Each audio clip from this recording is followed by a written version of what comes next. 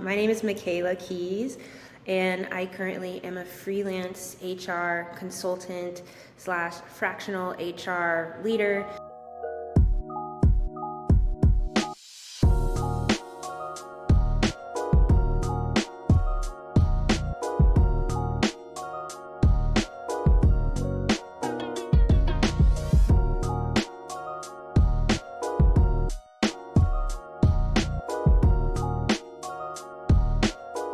I was working at DoorDash and the pandemic hit, and that was my first experience really actually working from home. I've always kind of liked the idea of it. I love to travel, and in my wildest fantasies I could work from anywhere. So that was my first experience working remote, and then jobs I had after that, Patreon was completely hybrid. So it was like 2 days in the office and the rest work from home. And then as a freelancer, I work 100% remote.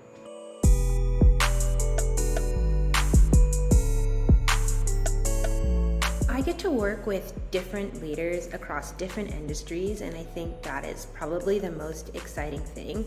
It's a lot of context switching, so I work with a nonprofit, and then I work with a marketing company that does a fitness app, so those are completely different worlds.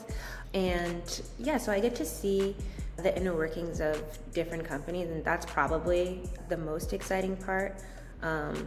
And it's also given me the opportunity to really see HR from inception. So every little nitty gritty part I'm involved in at this point as kind of a fractional one-stop shop.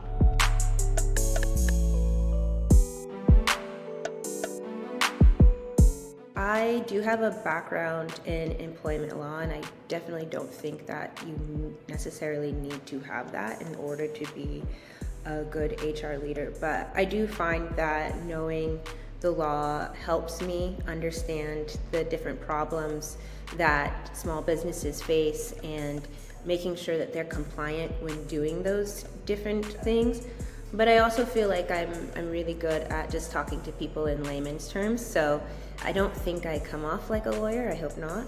But I'm able to kind of bring some of that background knowledge and make it accessible to folks inside of a company.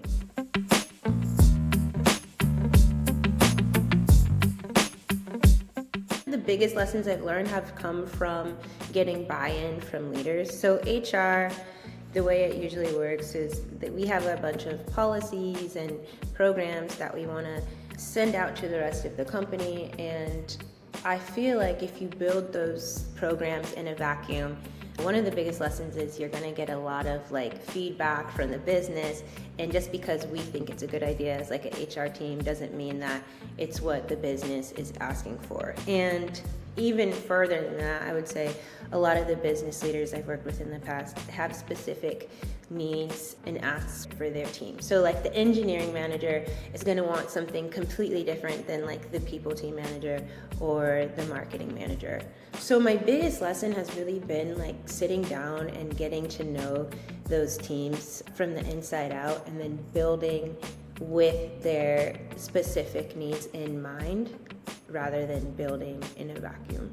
When I say not making HR policies and things in a vacuum, I mean actually going out and connecting with the humans at a business. That really is what I found to be the most effective part of my career so far, has been connecting with people, figuring out what it is that they're looking for, what's going to make a company culture really exciting, or what's going to motivate folks to actually want to come to work. And then a human resources manager can help bring things to the workforce that actually accomplish those goals.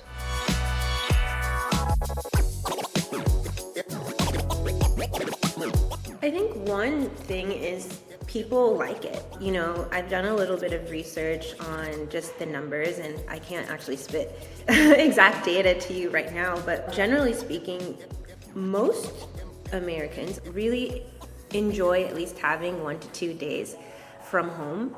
And if I'm an employer and I'm trying to think about inexpensive ways to make the workforce happy. Telling them that they could work from home a couple days a week seems like a low-hanging fruit.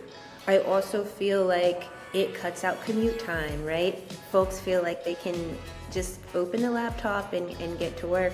So in that way, a lot of times it feels more productive, which is why I think a lot of companies are shifting towards at least hybrid workplaces.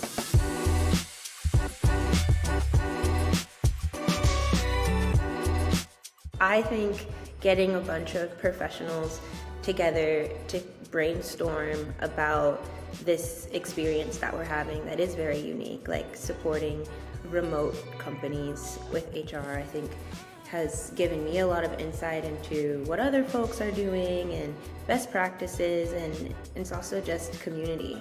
So I think that's one thing that I really enjoy so far about the Tree Collective.